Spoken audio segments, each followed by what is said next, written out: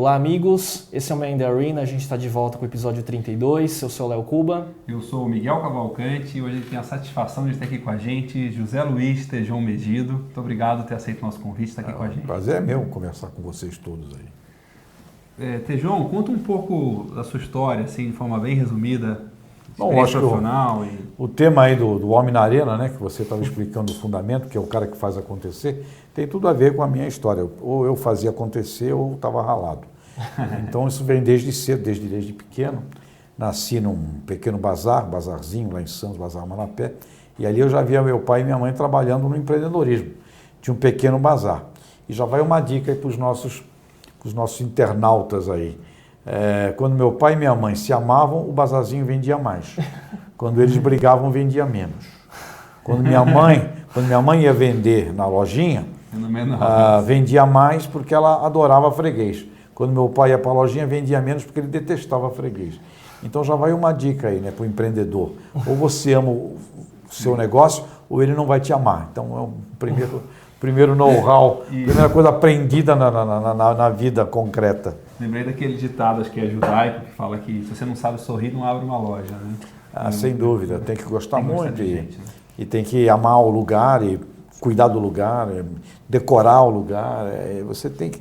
E esta coisa responde, né? E aí como que seguiu, Tejão? Assim, você foi crescendo na área com todas essas referências. A gente sabe que você foi para a área de vendas, muito antes da publicidade. Como foi o desenvolvimento para chegar? Eu tive uma vizinha, uma senhora que me dava um livro por mês para ler e tomava a lição. Então esta mulher, Dona Justina, né, uma senhora austríaca, esta mulher foi muito importante na minha formação, porque com os livros, desde pequeno, lendo um livro por mês que ela dava, eu fui construindo visões, imagens. Então isso foi muito importante porque eu, através também da música, que aprendi a tocar violão, então a música e aquela coisa do livro me permitiu criar. Então eu fiz criações musicais. E, novamente, em função disso, terminei fazendo música para teatro, com 16, 17, 18 anos. E ganhei prêmio governador do Estado, em 70, de melhor música para teatro. Este caminho do livro, do teatro e da música me deu um arsenal para ir rapidinho para o mundo da propaganda. Porque quando você pega uma peça teatral e você precisa ler e transformar aquilo em música, não é muito diferente do que você pegar uma empresa, olhar aquela empresa e criar um projeto publicitário muito parecido, né? E você bota a arte, claro que você vai fazer uma peça de Brecht, de Shakespeare, Léo José Ribeiro, é diferente, é um espetáculo humanista, mas uma empresa também é um espetáculo humanista. Então aquela coisa ali, quando deu 20, 21 anos, eu estava preparado para este mundo sem saber. Já tinha lido quantos livros nesse eu li um monte de livros, aqueles livros infantos juvenis foram fundamentais, fábulas, né? Agora, o que é interessante é que eu comecei a faculdade de jornalismo aqui em São Paulo e eu queria ser jornalista político, esse era o meu objetivo. A gente vivia a época da ditadura militar e eu era bastante combativo nesse sentido. E entrei na faculdade, mas precisava ganhar dinheiro. Aquele negócio da música eu não ganhava nada, eu vivia com problema. E aí estava lá escrito no mural da escola que a lista telefônica brasileira, a LTB, precisava de trainees. Estava lá fui aceito na LTB, que era uma tremenda corporação nos anos 70, a maior escola de vendas do mundo. A Yellow Page é, no mundo, a maior escola de gestão comercial, né, no planeta inteiro. E aquela convivência ali me deu uma convivência com pessoas que tratavam vendas por uma forma que eu nunca tinha visto. E depois, em empresa nenhuma em que eu andei, eu vi algo igual. E aquele foi um grande aprendizado, ali pela lista telefônica. E fui sempre, como não ganhava muito, fazendo freelancer em agência de propaganda, através da capacidade de redação. E terminei no agronegócio, ou comecei no agronegócio, porque um dia nessa agência que eu fazia freela, apareceu um job da Jacto, uma empresa de máquinas agrícolas sensacional, lá de Pompeia, hoje uma das maiores do mundo na área de pulverização agrícola, lançando a primeira colheitadeira de café do mundo, uma companhia exemplar, que queria fazer uma ação de propaganda e apareceu o job lá. Ninguém quis fazer, porque não gostamos desse assunto. Eu me fizeram fazer na marra, faz você. Quando eu vi aquilo, não entendia nada, fui lá para Pompeia, passei uns 3 dias lá em Pompeia, aprendendo com o pessoal, fiz uma campanha e os caras adoraram. Aliás, um tema muito interessante, que a campanha que eu criei, era a Olimpíada Agrícola. Porque agronegócio é uma Olimpíada, você precisa superar metas e marcas todos os dias. Então eu me recordo que a campanha era a Olimpíada Agrícola, e esse primeiro job. Esse primeiro job. A campanha era a Olimpíada Agrícola e o slogan para a Jacto era supera todas as marcas. Os japoneses da Jacto, o Nishimura e os japoneses lá, muito legais, aqueles amigos até hoje. Hã? Que ano que é isso? Isso foi em 77. Tá. 1977, faz tempo. E aí, a partir disso, o gerente de marketing estava lá, não quis mais continuar em Pompeia, porque era 500 km de distância, não quis mais ficar, e eles me convidaram para ser gerente de marketing lá. Eu era um nada, um zero absoluto, não ganhava nada. Quando eu vi aquilo, salário de gerente não era lá grande coisa, mas perante o que eu tinha era ótimo. E o título, né? Seduz, né? De marketing, eu estava recém-casado, filha, morando de favor na casa da tia. Lá fui eu para Pompeia. Então a minha história no agronegócio vem dessa base aí, mas o fundamento é criação. Criação sempre teve como uma grande base. Você é um dos fundadores da Associação Brasileira de Marketing Rural. A Associação Brasileira de Marketing Rural, a gente fundou, até por aquele isolamento que eu vivia lá em Pompeia, distante, um amigo, o Dolly Ribeiro, que era da Grosseries naquela época, foi passar um final de semana em Pompeia, e aí eu falei para ele, olha, a gente precisava criar uma associação de caras de marketing, nem falávamos agronegócio ainda, falávamos rural. Porque nós não nos conhecemos, nós não sabemos quem é o camarada que está nas outras companhias, a gente vai criar uma associação para trocar ideias. O Dolly veio para São Paulo, convidou o pessoal das companhias de química, de tratores, fizemos um almoço no Rubaiá, da Vieira de Carvalho, e ali nasceu a BMR. Ou seja, a ideia da Associação Brasileira de Marketing Rural nasceu na cidade de Pompeia, numa reunião minha com o Dolly, naquela época que estava na Grosseries, depois eu vim para a Grosseries no lugar dele. Muito bom. E quando que surgiu quer dizer, o dom já existia, mas quando que materializou o primeiro livro? Vem dessa época também? O primeiro livro surgiu por outro cara brilhante da nossa vida. Eu comecei a dar aula na ESPM, a convite do professor Gracioso, que ele queria que a gente iniciasse lá uma cadeira de marketing no agronegócio na ESPM. E o professor Gracioso, que tinha muito vínculo com as editoras, sugeriu que nós fizéssemos um livro de marketing e agribusiness. Então esse foi o primeiro livro que eu fiz junto com o Coriolano. E a partir desse livro de marketing e agribusiness, eu fiz outros em coautoria nessa área de marketing, na área de vendas, nessa área mais profissional. Que foi o início de escrever. Que foi o início, livros na área profissional. Se você for indicar um livro hoje de vendas, que livro você indicaria? Meu? Seu ou de outro? Pode ser. Não, acho que eu tenho um livro muito legal com o professor Marcos Cobra. O Marcos Cobra é o Kotler brasileiro, né? E é um homem que, além do marketing, ele sempre teve um carinho, uma paixão muito grande por vendas. O pai dele foi vendedor e ele foi um dos raros camaradas de marketing que estudou vendas. Então, ele me deu a honra da gente fazer junto o livro Gestão de Vendas, os 21 Segredos do Sucesso, com o Marcos Cobra pela editora Saraiva. Acho que é um livro que ele reúne um conhecimento muito interessante, porque quando você fala de vendas, livro de vendas, geralmente você vai mais para um caminho motivacional, da técnica de vendas, né? Dessa coisa da tática de vendas do vendedor. Mas isto é apenas a ponta do iceberg. A gestão de vendas é uma visão estratégica, planificada. O plano de vendas é sagrado numa empresa.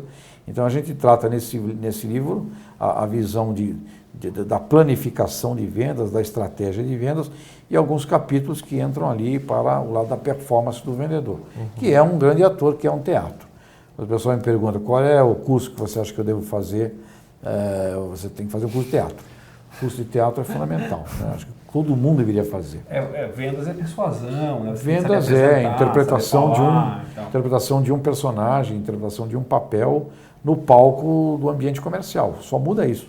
O teatro é no palco, a venda é no ponto de venda, é no shopping center, é na visita, é no escritório, é no stand.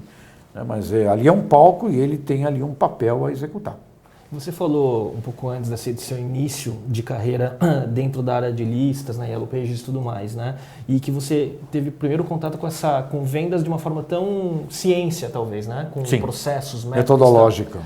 E avança para os dias de hoje, né? E você falou, nunca vi nenhuma corporação ou poucas corporações que tratam vendas de uma forma tão metodológica, né? Você acha que é isso mesmo hoje? Assim, você vê pouco? O que acontece hoje, que a gente está no mercado e trabalhando e visitando várias companhias, fazendo palestras e consultoria, é que hoje passou a ter uma consciência, ou seja, o presidente das grandes corporações passou a olhar vendas como um grande diferencial. Você pega uma companhia de ciência e tecnologia, é o produto que manda e tal. Agora, como tudo ficou muito rápido e você imita em grande velocidade, o diferencial da capacidade de vender significa a sua venda presente tem que criar a venda futura. Se você só faz a venda presente para vender a venda presente, você não cria a venda futura. Qual é a diferença que isso tem? Antigamente, a mudança era lenta. Então, a sua venda presente, ela era uma venda que se arrastava ao futuro. Hoje, a venda presente significa que em cada contato comercial, o representante, o vendedor, a pessoa que tem essa missão, ela já precisa estar incutindo no cliente, no consumidor, visões, conceitos novos, porque ao fazer a venda presente, ele já tem que criar a venda futura, porque a mudança tecnológica é muito grande. Então você passa a ter, ao contrário do que se imaginava, que venda seria uma área desvalorizada, muito ao contrário, passou a ser uma área fundamental. Então você vê grandes companhias de ciência e tecnologia fundamentadas de produto, buscando uma orquestração disso. E você vê companhias que tinham uma forma de canal só, por exemplo, uma Boticário, uma forma de canal de franquia, com marcas novas, com canais novos, inclusive abrindo venda porta a porta, onde o Brasil se já não é o segundo, deve estar por aí, o maior mercado mundial de venda porta a porta. Você vê companhias que usavam canais de supermercado trabalhando com esse microempreendedorismo, que é muito desenvolvido no mundo inteiro por mulheres. Então, quando falamos aqui de empreendedorismo, a dica que já fica aí para quem está os nossos internautas é: se você é casado, deixa a sua mulher na frente, porque ela vai ser mais bem sucedida. As mulheres são as grandes campeãs do empreendedorismo, porque trabalham com um foco muito grande, e uma mulher focada, ela ultrapassa uma parede de aço. E microempreendedorismo, pequeno empreendedorismo planetário é comandado por mulheres no mundo inteiro. E no Brasil também. Essas redes de mulheres que fazem um sucesso danado. E nas áreas de vendas, a média do desempenho comercial das mulheres é sempre superior à média do desempenho comercial dos homens também. Olha isso daí. As mulheres vão dominar o mundo. Mulheres já dominam, agora só é questão de acabamento. Nossas convidadas sempre falam assim pra gente, por que man in the arena? Por que chama elas aqui? Por que não woman? Né? Tem woman in the arena. Então woman e os dois. Both. E você já escreveu hoje uma série de livros, né? Tem 28 livros de autoria. Qual que é o livro que você mais gostou de escrever? Você é que nem falar qual filho você mais gosta. O primeiro livro a gente nunca esquece, né? Mas ele era muito no campo assim, mais profissional, que era o marketing, agribusiness lá nos é uma anos 80. Referência, né? É uma referência. A gente fez um outro novo agora, eu e Coriolano, por uma outra editora, já mais atualizado. Fizemos agora 6, 7, 8 anos atrás. Mas o primeiro livro desse caminho mais de superação, de existencialismo, foi o Voo do Cisne, né? Que também eu nunca tinha pensado em escrever. Foi meu amigo Roberto Chiniachik, que é meu amigo de infância, até por coincidência, que ele tem uma editora agente, e eu ia escrever mais um livro de vendas lá. Mas ele falou: você, em vez de escrever um livro de vendas, escreve um livro com as experiências, né, de superação que você tem e tal. E aí eu escrevi o Voo do Cisne, que foi o primeiro dessa série existencial. Então, é um livro realmente que foi uma quebra de paradigma, um livro que me abriu porta para... Hoje eu sou convidado para fazer palestras no Brasil, fora do Brasil, para falar das estratégias de superação, e sem dúvida esse livro foi marcante. E este último, que é o Código da Superação. Eu fui lá em Israel, em Megido, lá no Armagedon, lá no Apocalipse, passei por ali uns dias para me inspirar nessa escrita. Já que a gente está falando de superação, o que você fala de automotivação? Quais são as estratégias de manter e cultivar? Isso é interessante, porque se a gente fala que o nosso público basicamente é de empreendedores, né? A gente tem que ter muita resiliência, muita motivação e muita paixão. E muitas vezes é um negócio que no começo é sozinho, você tem... É muita resiliência, depende muito de em quem você presta atenção. Eu acho que essa é uma dica básica. Nós nos transformamos na qualidade dos nossos relacionamentos. Nós somos o resultado de onde nós prestamos atenção. Então, para ter um exemplo, a gente tem lá um barzinho, um pub aqui em São Paulo, o Dinossauros Rock Bar, lá na Rua dos Pinheiros, que é um pequeno pub que a gente fundou, porque a gente tem a banda de rock e os outros bares não queriam deixar a gente tocar, então nós compramos um bar para poder tocar. Vende Guinness lá? É um pub mais brasileiro, vende devassas e umas coisas assim. Mas lá nesse pub, lá no Dinossauros, tem lá o gerente, né, o Oséias. Então, o Oséias virou Ozzy. Então, o Ozzy chegava toda... É difícil você fazer um bar da Brequive, né? Aí o Ozzy chegava toda semana e ficava contando as histórias mal sucedidas do bairro. Então ele reunia histórias mal sucedidas. Então é assim, você pega... um curador de histórias ruins, né? Um curador de histórias mal sucedidas. Então pega lá a Rua de Pinheiros e você fica olhando, você vai ter um monte de exemplos mal sucedidos. Todo mês vai estar fechando um negócio. Né? Exatamente. Tá aquele fechou, mas... aquele lá não durou 3 meses, aquele outro não sei o que lá, aquele outro não tinha ninguém. Eu falo, olha, é o seguinte, a partir da próxima semana você não vai mais me olhar os negócios que não funcionam, nem os negócios medíocres, você vai olhar os negócios bem-sucedidos. Ah, mas os negócios bem-sucedidos são um pouco, mas esse tem que olhar. Olha, ele virou um claro, instrumento de pesquisa. É claro, você tem 100 negócios, você vai ter 80 medíocres, vai ter 10 falindo e vai ter uns 10, e dos 10 você vai ter uns 3 legais. É essa a regra. Então me presta atenção nos bons e não naqueles... E não me traga mais história dos camaradas que vai à falência, que fecha, que não abre. Não, isso não interessa. Aí ele foi lá olhar os bares, aí conversa com o maître, conversa com o porteiro, conversa com o pessoal. Olha, esse tipo de onde você bota o olhar muda tudo. Aí porque você passa a se inspirar. Então essa coisa da automotivação parte de uma decisão íntima. Quem você presta atenção? Se você botou nas coisas que você é desgraçado, você só vai ver desgraçados. E você vai ter uma afinidade de desgraças. E você vai ver todo dia como é que você pode piorar um pouco mais. Então, é claro, então a primeira coisa... um pouquinho mais do fundo a primeira dica para um empreendedor é presta atenção em alguém admirável. E assim, imita. Tenha a humildade de imitar o admirável. Você começa imitando e logo depois você vai encontrar a sua forma de fazer. Mas não seja arrogante. Tenha humildade, pega alguém admirável e imite. Imite. Agora, você precisa estar muito afim disso, você precisa ter muita vontade, porque os obstáculos serão imensos. E outra, e não faça besteiras, né? O pessoal às vezes comete erros básicos. Então tem Sebrae, tem um monte de coisa que ajuda. Agora, mesmo no erro, pode ter uma grande saída. Então, eu vou só dar 2 exemplos de empreendedores geniais. Um é o Fernando, que criou essa rede de pescados em shopping center, esqueci. Camarão. Vivenda do Camarão. Uhum. Vivenda do Camarão. Ele tinha um negócio de produtos reprográficos. E aí era uma época que o Brasil, para você importar, você tinha que exportar o equivalente, senão não autorizava importar. E aí o camarada de quem ele importava produtos reprográficos, olha, eu aqui posso vender camarão. Posso negociar camarão. Então ele começou a trabalhar com camarão com esse objetivo só. Exatamente, de mandar camarão no equivalente ao que ele trazia de reprográficos. Aí deu uma crise num determinado momento, e quem determinava isso era a Cassex, do Banco do Brasil, e eles cortaram a importação, mesmo tendo o equivalente, houve um corte para a importação. E aí ele foi lá conversar no banco, o camarada falou, não pode importar. Ele perguntou, mas o que eu faço com o meu negócio?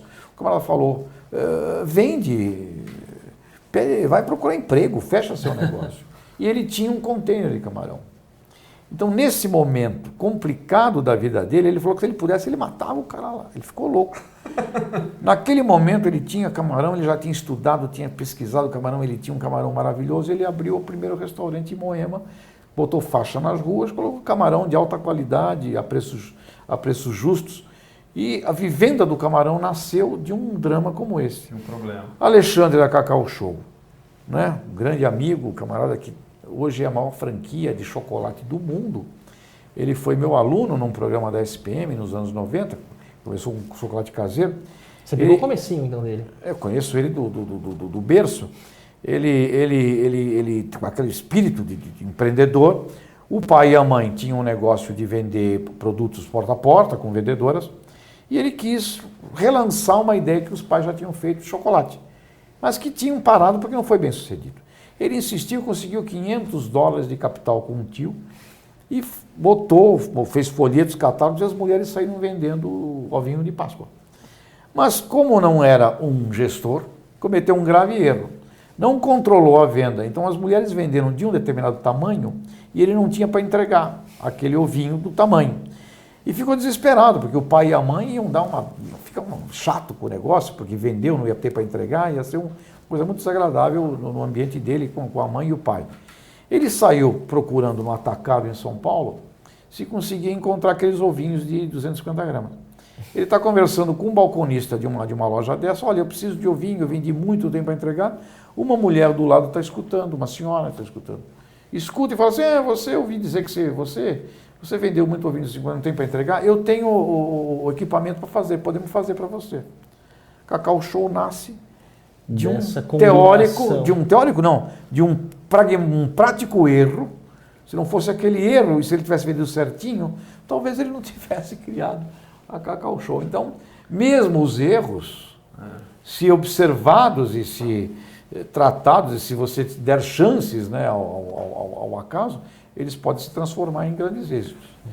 Uma das coisas que você está falando isso, eu estou lembrando, assim, que eu acho que é muito válido, assim, que eu brinco, assim, é você respirar o ar de pessoas excelentes, né? E até uma das coisas a gente fazer isso aqui, né?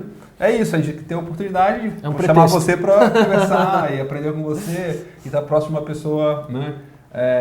Que a gente possa aprender muito. Então, acho que é muito válido isso mesmo. Assim, a gente aprende... Estar próximo de quem você... E essa dica, ela é vital.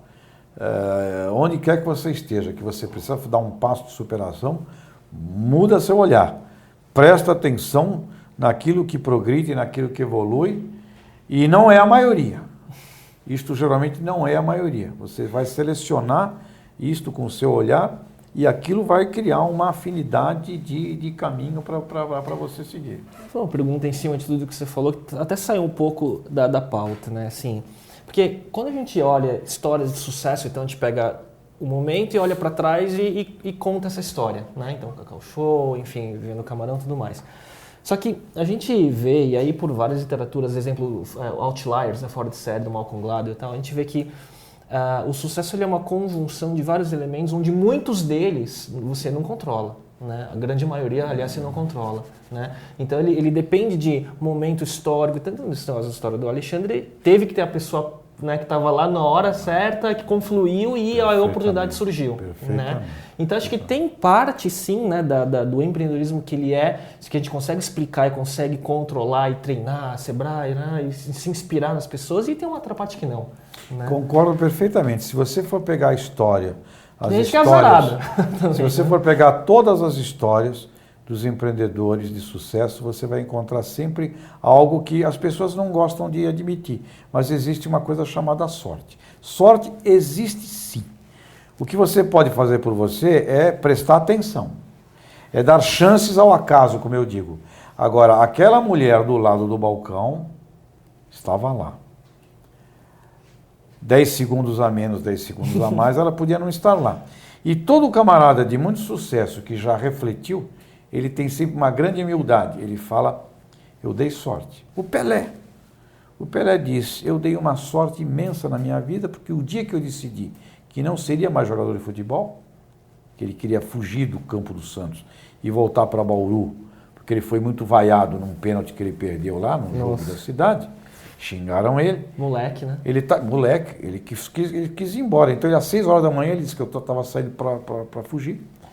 Quando ele estava saindo, veio entrando o filho da cozinheira, Sabuzinho. Deu-lhe uma bronca, botou ele para dentro, ele voltou, foi dormir e esqueceu que não queria ser mais jogador de futebol. Ele fala, devo muito àquele momento. Então é aquela história, 10 segundos a mais, 10 a menos, Bill Gates. Você vai encontrar isso sempre. Bill Gates, a IBM ofereceu a mesma coisa que ofereceu o Bill Gates para um tal de Kindle, de uma empresa chamada Digital Research na Califórnia. Ele não estava quando o pessoal da IBM visitou, estava a mulher dele, estava a mulher do Kindle. Eles quiseram fazer um contrato de confidencialidade e ela não quis assinar, disse que ia ver depois. E simplesmente os caras foram embora. Passou 30 dias, eles encontraram o Gates num aeroporto e ele perguntou, fez aquele negócio com a Digital Research? Não fizemos não, eles não quiseram assinar lá o contrato, não voltamos mais atrás daquilo. E aí, você não quer fazer? Aí ele fez o DOS. Ou seja, o DOS foi oferecido à Digital. E essas histórias... Ele não era a primeira escolha, né? E aí, Steve Jobs diz, olha, se não fosse um professor que me salvou, eu teria sido mal perdido. Se não fosse um vizinho que me dava kits para montagem, ou seja, todo camarada que passa essas coisas e processa, ele diz, sempre houve uma grande dependência de alguém, alguns até anônimos. Agora, o que o cara tem a seu favor? Ele estava lá, E fez, né? Quando a oportunidade surgiu. Ele prestou atenção, ele estava lá, ele prestou atenção, e aí esta coisa aconteceu. Agora, não é garantido que se você fizer tudo que o Ayrton Senna fez, se você fizer tudo que o Alexandre fez, se você fizer tudo igualzinho, nada garante que você vai ter o mesmo resultado. Por quê? Porque 1 segundo a mais, 1 segundo a menos, 1 metro a mais, então tem que compreender e tem que ter uma humildade com este mundo da imprevisibilidade. Então isso é muito importante. E só copiar também não vai adiantar, né? Tem uma história do Bill Gates que fala isso, né? Não tenta fazer o que eu já fiz, porque esse dinheiro eu já ganhei. Fazer igualzinho não vai dar certo. Ele te inspira, ele te mostra, porque na música, você começa a fazer música com seus ídolos, na ciência, você começa a fazer ciência com seus ídolos. Então é importante, sim, você prestar atenção nos outros e tudo. Mas uma coisa que você não pode pirar é que sucesso não é assegurado só porque você faz os passos e até porque você é genial e brilhante. Você pode ser genial, brilhante e dar um treco que não dá o segundo que bate. E talvez também perseguir o sucesso não seja o caminho, né? Perseguir o sucesso nunca é o caminho, porque o sucesso é decorrência de trabalho, mas trabalho acompanhado de fatores aleatórios. Os fatores aleatórios você pode até ajudá-los, ficar ligado, prestar atenção. Aumentar probabilidades, né? Você falou a palavra-chave. A sorte ou o azar é decorrente de probabilidade. A probabilidade tende a dar a você uma chance. Mais probabilidade que você dá a coisa ruim, mais azar vai ter. Mais probabilidade que você dá a coisa boa, assertiva, essa coisa da afinidade, onde você olha, mais você dá chances ao tal da sorte. Mas continuará sendo algum jogo em que algo pode não acontecer como você espera. Então, esta legião da loucura pelo sucesso, ela é um alucinógeno maligno da pior espécie, porque o sucesso será decorrente de um trabalho, mas com fatores ali em volta. E outra coisa importante, o sucesso nunca tem fim. Então, outro drama que a gente trata até no nosso livro novo é o que é que você faz depois que você tem sucesso? Você vai ficar com chilique, porque você não entra em lugar em que não seja azul? Se não é azul, não entro. A gente está falando de Olimpíada, né? Teve uma história ontem, antes de ontem. O que você faz depois do sucesso? Tem uma história da Olimpíada que o Usain Bolt, né, depois da última prova que ele teve a medalha de ouro, ele quis voltar no estádio para ver uma outra prova, enfim, não sei qual era. Aí ele estava sem credencial. Aí ele chegou e o guarda brecou ele. Ele falou, mas eu sou o Bolt. Quer dizer, então assim, né? O inglês o que você faz depois do sucesso. E aí vale umas coisas geniais. Quer dizer, o camarada, vamos imaginar agora, o camarada que chegou lá, que tem um tremendo êxito, tremendo patrimônio, a partir disso, a jornada continua. O seu sucesso passa a ser o quê? Saber sair. Se você não souber sair de um patrimônio, de um empreendedor que deu certo, você vai ficar escravo daquilo e mais. Sim. Você vai desgraçar a família, vai desgraçar filho. Saúde. Você pode ter uma desgraça a partir do empreendedorismo bem sucedido.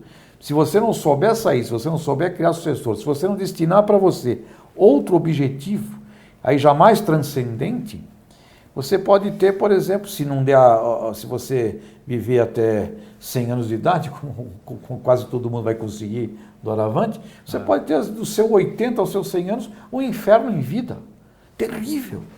Se você não tem propósito. Se você não entender que o sucesso é mais amplo do que aquilo que as pessoas falam, chegou lá onde? Não existe chegar lá, é uma estrada... O alvo está sempre mudando, né? O alvo está sempre mudando, e a partir de uma certa idade, esse alvo tem que mudar para caminhos mais transcendentes de obras. Como é que você faz um balanço entre planejamento e esse acaso? Assim? Como é que... O planejamento é como Cuba disse, quer dizer, você tenta aumentar, através do fator controlável, as probabilidades, a lei da probabilidade. O Galileu Galilei, lá em 1600 e tanto, a pedido do rei lá onde ele morava, esse camarada adorava jogar dados, o Lorde, lá onde ele vivia na Itália, o senhor feudal dele lá. E jogava dados, esse camarada, e ele ficava intrigado, porque jogando com 3 dadinhos, sempre 10 era maior do que 9. Aí pediu para o Galileu, que era o gênio do lugar, por que no jogo de dados, sempre 10, depois que você joga uma sequência, né, de 50, 60 lances, 3 dadinhos, sempre vai dar mais 10 do que 9. Aí Galileu foi estudar e descobriu, no estudo dele, esta tal da lei da probabilidade. Por que com 60 lances de 3 dadinhos, sempre dará mais 10 do que 9 quando você vai computando os números? Por uma razão muito simples. Para dar 9, tem um lance que os 3 dadinhos têm que dar 3, 3, 3. Para dar 10, em nenhum lance você precisa que os 3 dadinhos deem o mesmo número. Portanto, há um percentual de probabilística maior ao 10 do que o 9. Em 4, 5, 6 jogadas não dá diferença, em 10, 20 jogadas não dá diferença, em 15. Porém, depois de que você faz uma sequência de 60, 70 lances, inevitavelmente, pode fazer experiência, você vai ter sempre mais 10 do que 9. O que nós podemos fazer a nosso favor na vida? Aumentar a probabilidade. De daí, ou seja, como um cara escreveu uma vez, durante o dia, trabalhe como se tudo dependesse exclusivamente de você. À noite, reze como se nada dependesse de você. Que é a realidade. Que é a realidade. Tejão, e a gente falou aí de objetivos na vida, né? E você que já conquistou tanto, e é interessante, né, ver toda a tua carreira que está sempre, de certa forma, se transformando e somando, né? Acredito que deve ter muita serendipidade aí também, né? De coisas que foram acontecendo e te guiando, né? Mas um monte. Não deve ter sido tudo planejado. Aliás, eu te diria, pelo contrário, até para os planificadores, que nada foi planejado. Então, isso nada foi planejado, onde eu cheguei, até onde eu estou hoje, não, nem o água. Como eu te disse, caiu um job para fazer uma campanha que ninguém na agência quis fazer. E assim foi. O próprio livro, O Voo do Cisne, nunca pensei em passar a escrever sobre essas coisas. Nunca imaginei que ia deixar a diretoria lá do Grupo Estado, ia ter agora um trabalho de palestrante, de consultor. Nunca imaginei que ia ganhar top of mind de palestrante no prêmio Estadão de RH. Nunca, isso nunca planejei. Agora, o que talvez eu tenha feito a meu favor é um pouco essa coisa da probabilística. Ninguém quer fazer isto, deixa eu ver, me dá aqui. Ou seja, uma abertura muito grande a fazer muitas coisas. Então eu sempre fiz muitas coisas ao mesmo tempo. Eu sempre toquei, dando aula, participava de associação, era dirigente voluntário de entidades, como sempre fui. Eu tinha 2, 3, 4 coisas que fazia. Então eu sempre abri muito o radar. E isto acaba trazendo coisas impensáveis. E outra coisa fundamental na vida, relacionamentos, Sim. pessoas. A jornada de seres humanos que você vai construindo na vida, quando você tem 25 anos, talvez você não perceba muito. Aos 30, talvez não, mas quando você vai ultrapassando os 40, 45, 50 anos, o grupo de amigos... Teu ativo, né? É simplesmente um ativo fenomenal. Então, uma grande dica, quando o camarada está lá todo poderoso, né, é a humildade, trate todo mundo muito bem, receba todo mundo, tenha um esforço considerável em atender todo mundo, porque um dia essas pessoas são as pessoas que vão te carregar. Elas vão trazer para você espaço, elas vão trazer para você negócio, elas vão trazer para você oportunidade. De onde você menos espera. De onde você nem pensava que existiria. Então, ao final, né, de uma maturidade, você será o resultado daquilo que efetivamente, usando o agronegócio como base, você será o resultado daquilo que você plantou. Você pode não querer... O plantio não é obrigatório, mas a colheita é. Vai colher. Eu tenho tantas perguntas aqui de fechamento aqui de aprendizado, né? Uma dica para empreendedores, aprendizado que eu quero compartilhar, tá tudo aí, né? No que falou. Mas então eu queria fazer uma outra pergunta. Apesar de toda essa serendipidade de que foi guiando o teu caminho, né?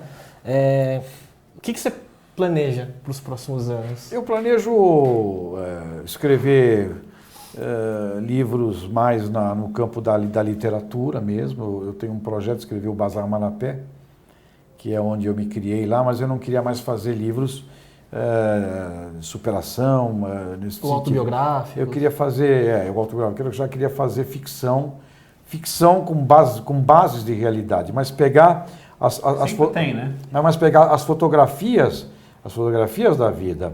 A menina que diziam que dava para todo mundo, com a molecada em volta, o homossexual da rua, os garotos excepcionais que viviam ali, as duas irmãs francesas, que era o tesão da meninada, o moleque canalha, mal, da pior espécie, o Zé da Pinta, que queria bater em todo mundo.